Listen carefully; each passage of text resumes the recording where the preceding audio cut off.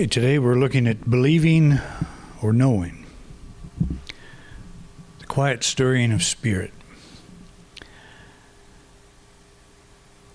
All of us have been motivated by I don't know whether to call it unfolding or just the awakening of the spirit. If we think of it as unfolding, we would be thinking of it as the process of becoming something more than we are now. If we think of it as unfolding, or if we think of it as awakening, it's coming to the awareness of what we have always been. And that's the direction I like to go. When it looks like we're making progress in a spiritual way, what we probably need to think of, the way we need to think of it, is that our mind, the intellectual side of us, has become diverted or fogged with certain knowledge that is not compatible with the nature of spiritual matters. In other words, do you think the universe needs to improve? Do you think it needs to get to the point where it will function better? And if you say, of course not, it's made it this far, then we would ask the next question: do you believe that you're part of this universe? And if you're part of this universe, are you not also as complete as this universe? And so our spiritual growth, when we look at it from this point of view, is not a matter of becoming something more than we are now. It's a matter of awakening. When we consider the idea of evolution, for example, we think of it as a process of something becoming more than it is today. It'll be more tomorrow than it is today. Well, if it's true that we can trace the chicken back to Tyrannosaurus Rex, it would not appear that it became more. It would appear that it became something much less. One scientist points out that evolution is not an objective. It's not moving toward something. What's happening is the process of whatever organism it is, it's adapting to its environment. So it's fully functional at whatever stage, whether it's a dinosaur or a chicken. It's fully functional at that stage. It's perfect at that stage. It's perfectly compatible with the environment that it's in at that time. So the soul of the dinosaur did not evolve. The body did, the organism. So you think of the underlying reality, that's what we would call the universe. It doesn't change. It's the same all the time. It's the expressions of that change.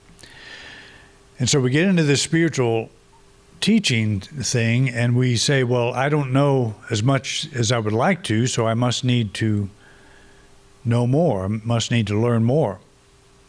And so what's our natural reaction to that is to read more about it or hear more about it.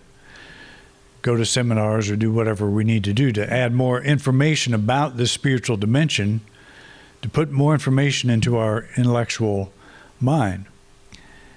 And when I put more and more in, I'm evolving. And that's not necessarily true. What needs to happen is the mind needs to align with what is true of ourselves at the deepest level. That's what spiritual growth is. It's aligning with what is true already at the deepest level. I've said so many times that we base our identity so much on the body and circumstances. That's how we identify ourselves. That's why we feel that we are not fully evolved. Because we're trying to evolve something that will never reach the level we think it will. It's impossible. But the soul is already there.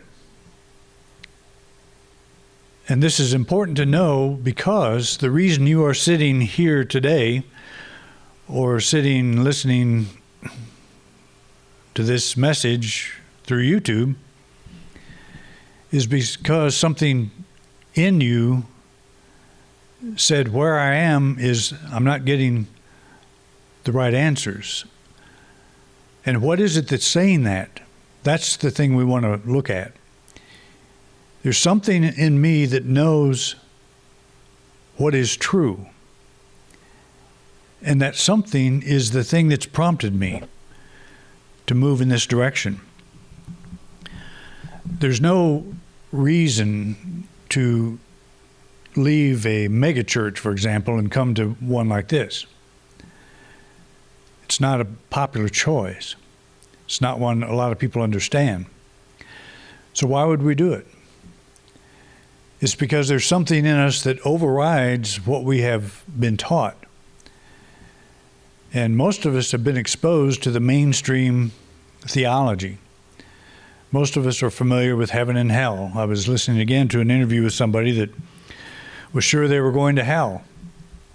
And I can't help but feel sorry for people like that have embraced that idea, and it's totally false. That the truth of the soul, the truth of our being, is that we are free already at the very deepest level. We're not going to have to worry about going to any kind of a fire pit or anything else in the future. That if anything, when we drop this garment of the flesh and the intellectual perception of things, we'll get the clear understanding that's already at the subconscious level. It's already speaking, has been speaking all along. It's been guiding us all along.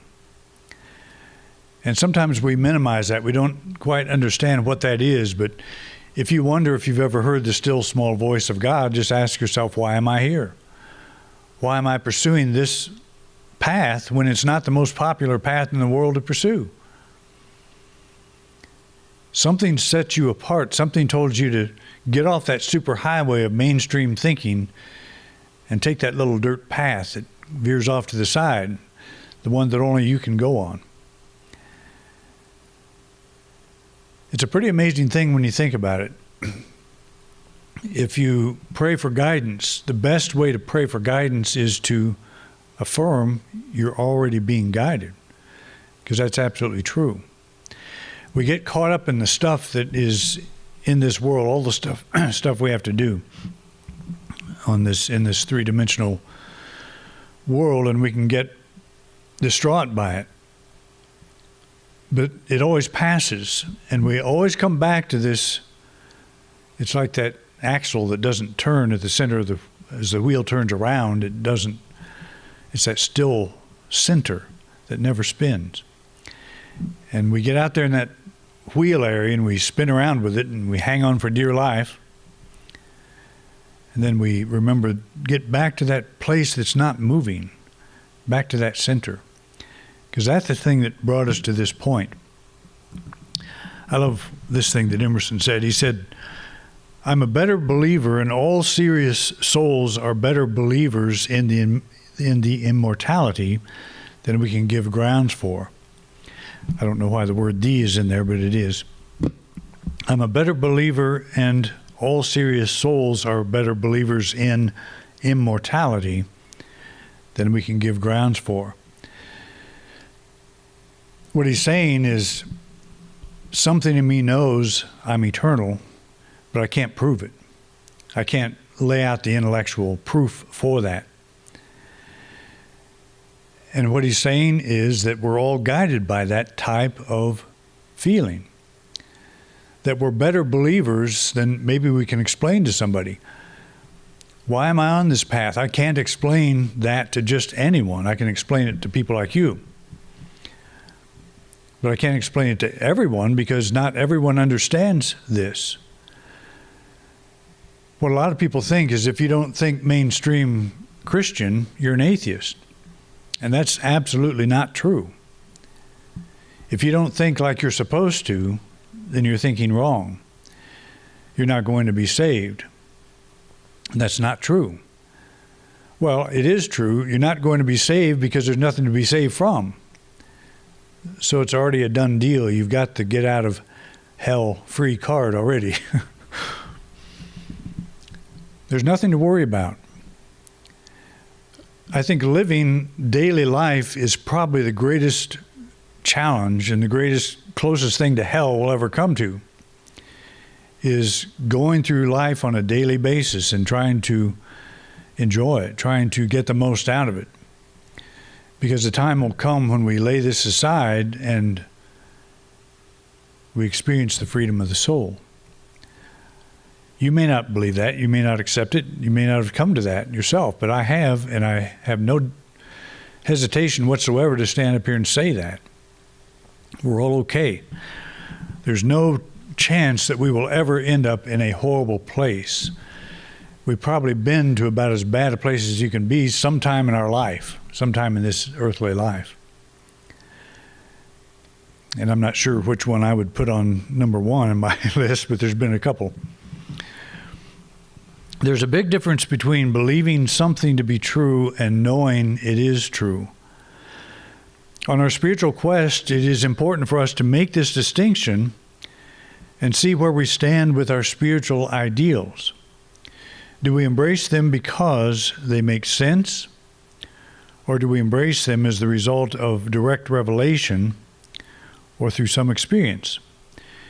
It's a question worth exploring, and we're going to talk about that in just a moment, because when I talk about direct experience, I'm not necessarily talking about sitting in meditation, all the lights suddenly come on. There's other ways to experience that. But the difference between belief and knowing, someone can tell us the water in the glass is warm. Someone else can tell us it's cool. We will believe one or the other. So we're looking at this glass of water. We don't know if it's warm or cool, but this person says it's warm, this one says it's cool. So we decide we're going to believe one or the other. That's a belief. It doesn't come from direct experience. We will not know until we put our fingers in the glass and experience it for ourselves. So that's what we're after. We're looking for that trigger of firsthand experience. And again, we're not necessarily talking about the clouds part and the dove floats down out of the heavens and whatever, that we have this amazing thing. We're talking about what I just talked about in the opening, that little thing that brought us here. That's an experience. And it's the most important experience I think that we can possibly have. When Jesus spoke of being born of water and the Spirit, we take this to mean there is an intellectual and intuitive spiritual aspect of our quest. The intellectual aspect is that which appeals to our logic. So we start out in life, and maybe we are subjected to some form of mainstream religion. Somewhere along the line, we feel that this is just not quite answering the questions I have.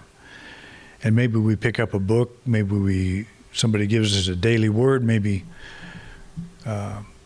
something happens. We hear a lecture someplace and somebody gets our attention.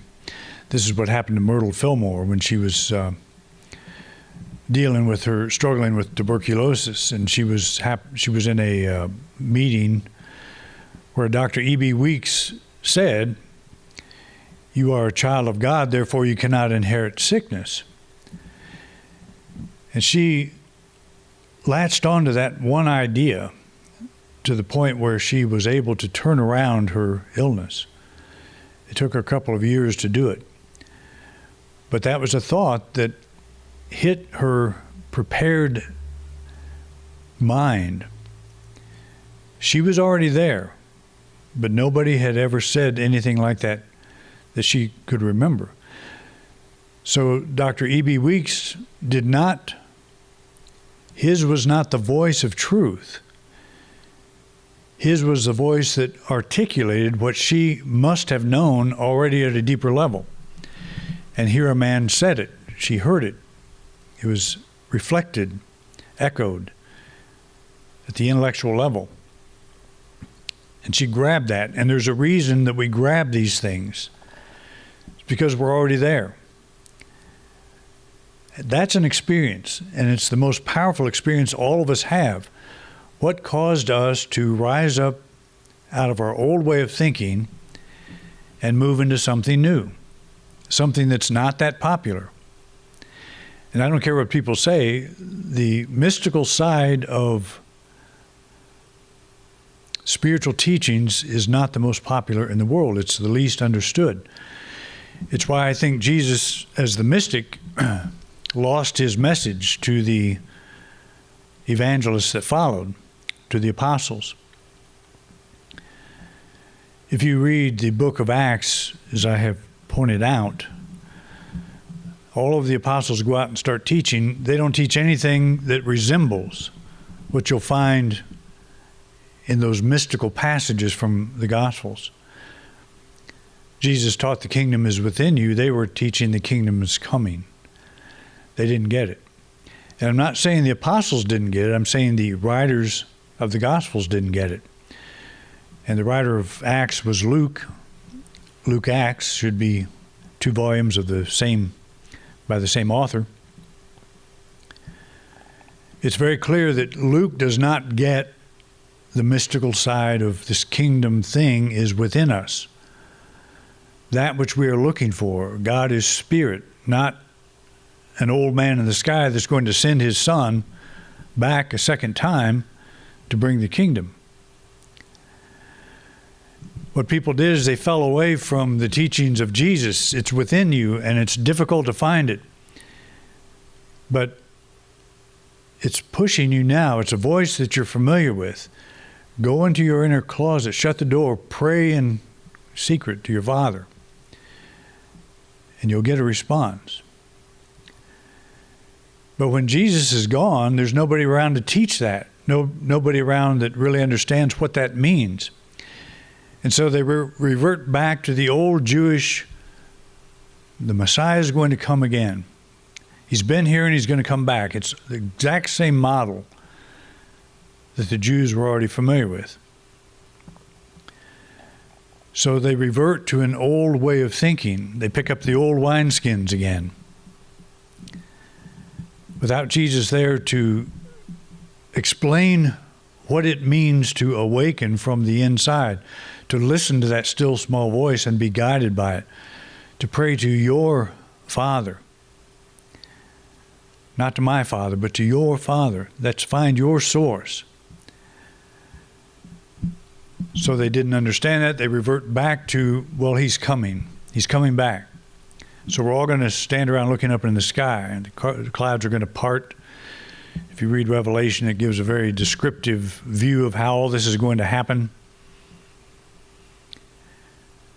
But it goes from the inner awakening to the old Jewish external expectation, rebranded, repackaged. The Jews did not embrace Jesus as the Messiah.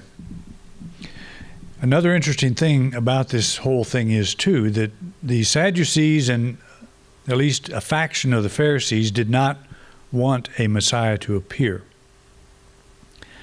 I didn't really realize this till I read some pretty interesting stuff this week from very reputable scholars.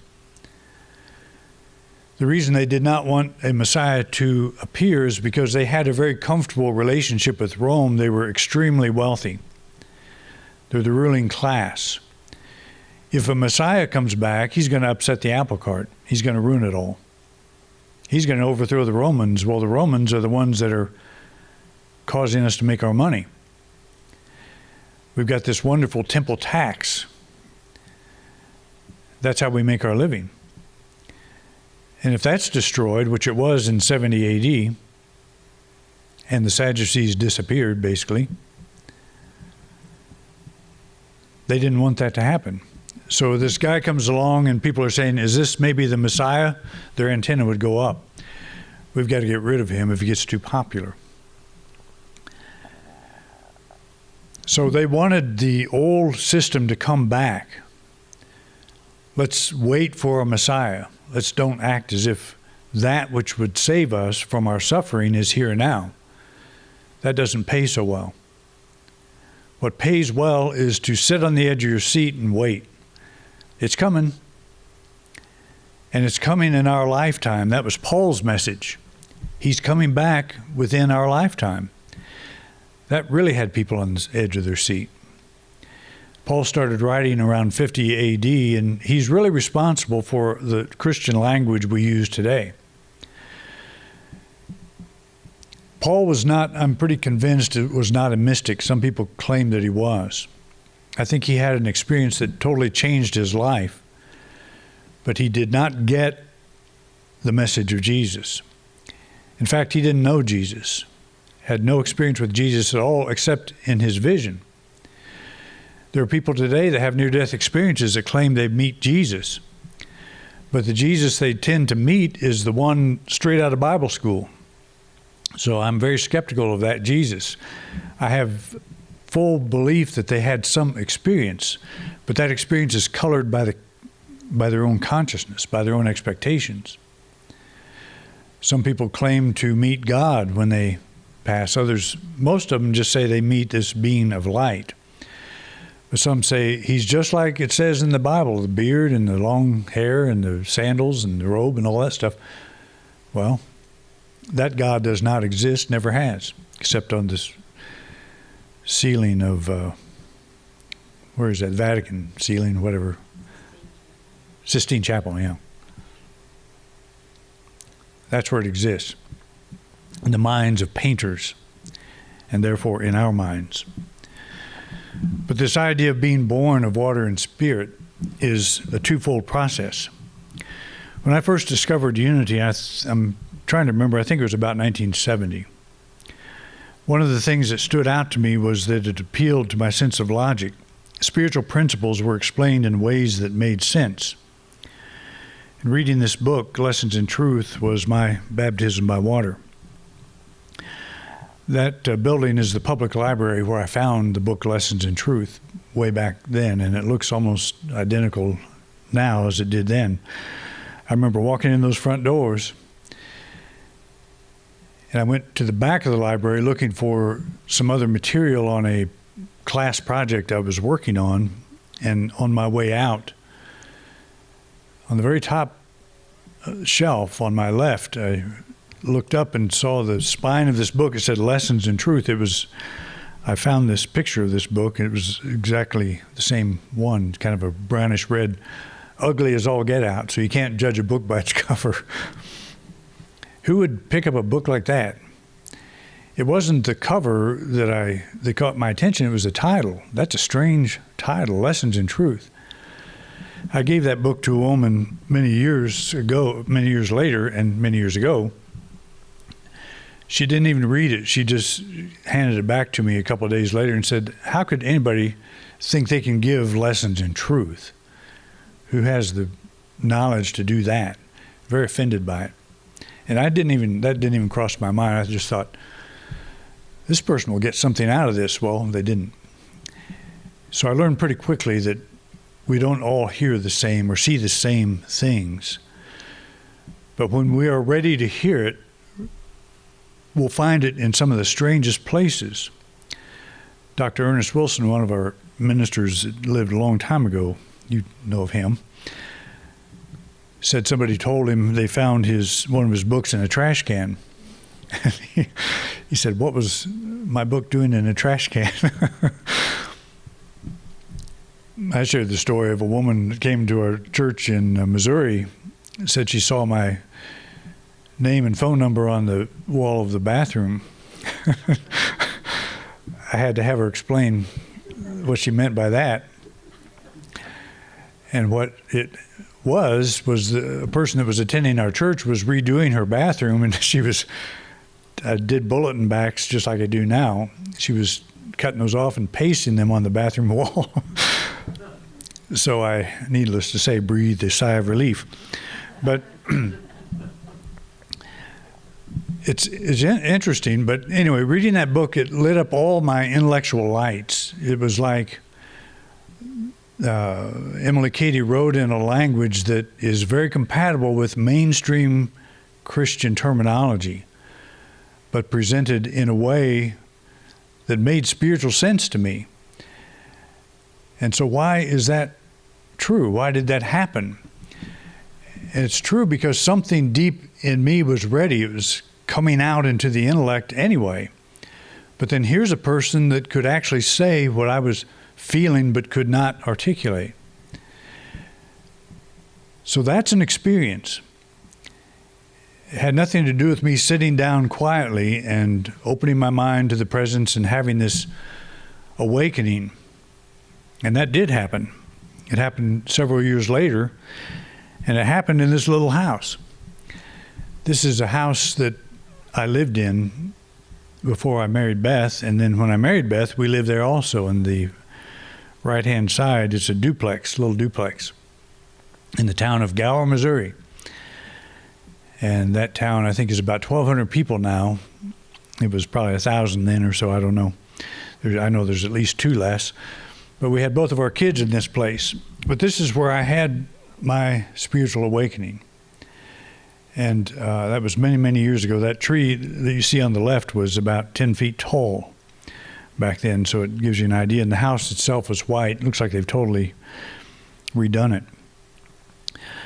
But it was not a great temple. It was not a great, wonderful place. It was an experience I had when I was getting ready for bed. I sat down on the edge of the bed, feeling very frustrated with this whole spiritual thing. I had been reading Lessons in Truth and other books by Charles Fillmore and so on. And my mind just opened up that night. And it was an incredible experience. I didn't want it to quit, but it was also kind of terrifying. It was so vast that it was scary. But I knew it was real. It was the most real experience I've ever had. And I didn't think it would ever quit. And I didn't ever want it to quit. It lasted about 3 days, not that intense. It just kept coming back and then leaving and coming back. And then it finally faded to the point where it almost gone totally. And that was very depressing when that happened. But then it would come back and, different times through my life. So I have a better understanding of how that works. Because I always thought that if you are enlightened, you're there. It's an experience that happens. You're enlightened when you see something like that. You know, here is a deeper reality. And I cannot tell you how that happened because I was very frustrated. It was not a time where I was sitting down trying to be still. I had done that for many years, and I had some experiences through meditation. But the most important thing is to not wonder when you're going to start being guided by this spirit. You're being guided now. It's a reality now. And we don't want to underestimate that. It's what sets us apart. And it's not that we want to be set apart because we don't, but we talk about oneness and, the world being one and all that. I don't think that's ever going to happen. We're all going to have different levels of understanding, the whole gamut, the whole spectrum of human thought. That's the seed of the sower being cast out. Some of it falls on rocky ground, some on better ground, and goes on up to good soil. 4 different levels of consciousness. I think that'll always be the case. So we're not interested in comparing ourselves with anybody, but understanding what made me take that path, what made me get off the superhighway and start walking that path. It is only mine to walk. The second thing that stood out with unity was the experiential aspect. People were encouraged through prayer and meditation to develop a first-hand experience with God. For some, this is challenging, possibly even confusing.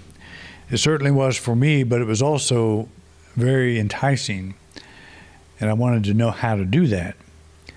But it's important to know that the experiential aspect also includes the easy and natural acceptance of spiritual truths that we've never seen articulated. This is often described as the feeling of having come home. And that's very common. In this kind of thinking, I feel like I've come home. When I found this, I felt like I had come home. When I first time I attended Unity Village, our headquarters, I felt like I had come home. When Beth and I drove into the parking lot of this building 20 years ago, I didn't think we would be coming here. But the first Sunday that I spoke, which was 2 weeks after we drove into the parking lot because I was ill the first Sunday. First Sunday I spoke, I felt that same feeling, like this is the place to be. Never could have imagined the direction the whole place would have gone, that we'd be here. But what I can say is I would rather have 20 people like you guys than 150 of some of the others we've encountered in our years of ministry. So I really appreciate your support, your understanding, your moving with us through this time of transition. But we all know more than we sometimes intellectually grasp. And that's what's important. But when we make that connection, when we step into that building, when we open that book, we hear that person say something where the truth that they represent is just below the surface of our thinking. That pops forth. But what we're interested in affirming is how it got there in the first place. That which brought us to this place. It's always been active. It's active now, it'll always be active. When Jesus said, "Those who have learned from the Father come to me," this is what he was referring to. He wasn't talking about Christians. There were no Christians when he said this. Those who have learned from the Father come to me. This is what he's referring to. We first know something deep in our heart. When someone puts it in words, we respond affirmatively.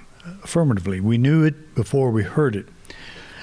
So he's out there giving these talks, and there are certain people that respond to him. Some respond because he's a healer. Some respond because he's saying something that may be against the Pharisees, that they're putting too much stress on daily life, and he's kind of poo-pooing that, pushing that away. They like that. But when he's speaking words of truth, like the kingdom is within you, there will be a certain group of people that get that because they've learned from the Father first. They have had that inner experience, just no one has said it because none of the religious professionals understand it. But you have this guy that's not trained as a religious professional, he says it. And he connects with the people that have already learned from the Father, that have already heard that inner prompting. Emerson says, make your own Bible.